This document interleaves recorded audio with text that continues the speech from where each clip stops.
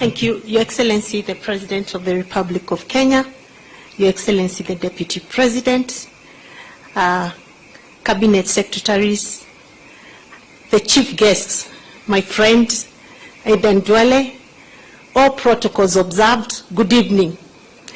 I'm extremely excited to be here this evening to witness a major step by a friend of mine, Honorable Aidan Duale, who I have known closely since 2007. And we met in Parliament as he was elected an ODM ticket. Then I was on on PNU, and we became friends. He was an assistant minister, I was also an assistant minister, although he was sacked. And the one thing I can tell you about Aidan Duale is that he tells you what's in his heart. Upende, usipende, he'll just tell you as is. And if you want to look for somebody who tells what you will not be able to tell, give it to Aidan Duale. He will say it. And I'm very sure, I've not read the book, that in this book he has said it all from his heart and from the experiences that he has had as a politician. The other thing about Aidan Duale is that he's a very loyal friend. And it's no wonder he has stuck with the president all these years, even when he was going through some very difficult moments. He's very loyal. And he served the Jubilee Party as a majority leader in a very loyal way. He could do anything as long as it was for government.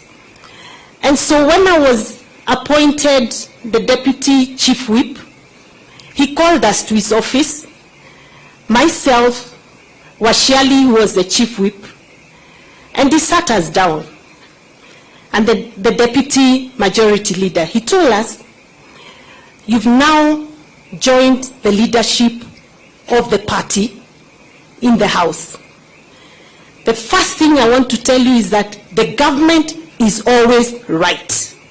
So whatever agenda that comes on the floor of this House is our agenda. We make sure we deliver, we ask questions later. And because I'm one who likes to ask questions, it was a very difficult thing for me to learn. But I learned it with time. Number two, he taught me how to be tough on members of parliament. The most difficult group to deal with, and I'm sure Osoro will assert that today, is members of parliament. Because you're leading leaders. And they actually think there's nothing special about you that you're coming here kutuambia story mingi. So they'll ask you questions. They'll challenge you. But he taught me to deal with them without fear. And to tell them even what they don't want to hear. Including, wewe wache mchezo, hii ni serikali. And we did that, and we passed every single agenda of the House, of the government of Jubilee. We made sure it passed. Through thick and thin, including the infamous security laws.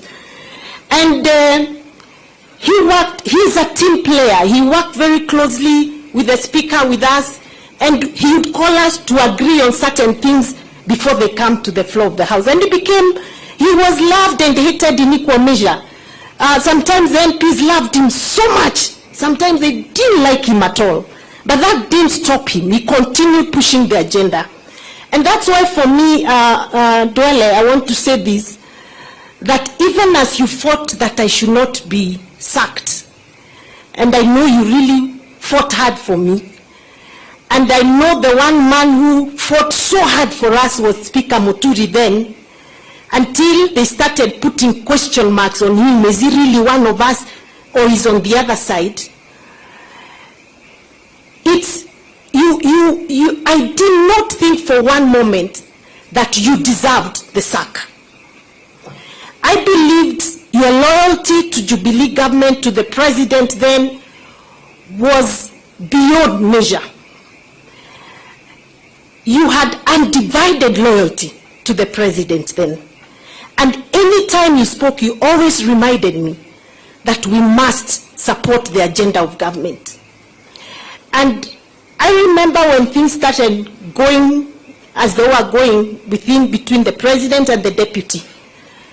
we'll sit down with you and we'll really discuss these things and we'll say, let's see how we can get these people waskizane. But it was difficult.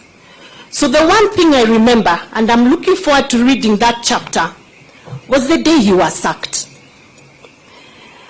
When I was sacked, it was in a PG in State House, and the first phone call I got when I left the gate of State House was from you. Called me, told me, no, Cess, I'm so sorry, you didn't deserve this, I'm really sorry. And then I remember telling you, I really doubt they'll touch you because you've done a very good job for this government. Of course, the second phone call was from His Excellency the President. And I was actually just getting to my house. I wanted to go home and just cry out the pain and the anger and frustration. And he called me and told me, please come over to my office. And when I went, I remember he looked at me and started laughing. And then it hit me, it's not this serious. There's life after this. So we survived because of that encouragement. But fast forward, KICC, special PG is called. At one point, we were told the president is coming. The next point, we were told, no, to be on Zoom. And we are sitting there. And I sat at the end because we were already very tired of the government. And we were right at the corner. And I remember Duale was seated, of course, being the majority leader, is seated in front there. Then I watched as, MPs prosecuted the agenda. And I listened to the president say, sometimes friendships and leadership are different. And I'm like, what? Then the next thing, proposal. One lady stood up and said, we want to remove the majority leader. And another one who had no idea where she came from, supported. And Honorable Duale was gone in a second. And I think I felt more pain that day than I did when I was actually sent packing. Why? Because I didn't understand how somebody who has delivered so much for a government can be victimized for no apparent reason. So as we walked out, I remember walking to where the leader was, and I told him, I'm sorry, you didn't deserve this, but guess what? We'll live to fight another day. And our time is coming. And I didn't know you went through so much pain alone after that, but you never showed it. You went to the back bench and continued working like a normal member of parliament. So I want to really appreciate what you've been to us. I want to appreciate that you mentored me as a deputy whip. You taught me the ropes of parliament. You gave me strength to push even very unpopular agenda. You told me that it is possible as a leader at certain levels, you do even the most unpopular things because that's the agenda of government. So I appreciate you, my brother Duale, and I wish you well. Obviously, Your Excellency, you're getting Duale out of the political scene has changed quite a bit because it's not normal to have Duale not speak for a whole month. And the only time he speaks is in some event of the ministry. So I keep feeling you are misplaced. And I'm not saying you should come back, but I keep feeling we've lost a very big voice in the political platform. And I'm very sure sometimes you look at us and wondering why we are not speaking like you used to. So we will try and do and fill that gap that you've left out. So otherwise, thank you so much, Duale. Thank you for mentioning me in your big book. At least my name is somewhere. I thank you. And we wish you well in what you do. And for the future too, thank you so much. And thanks for standing by your friend. I know he means a lot to you.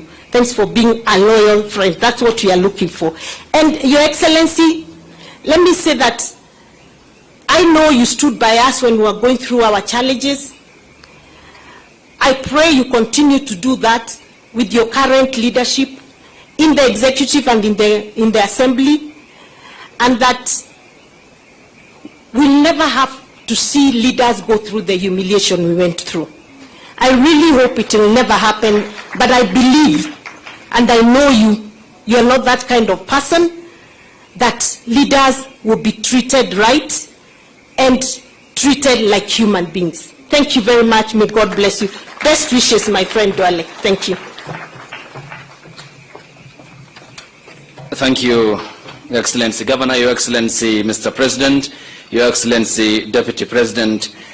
I now see Cleophas Malala is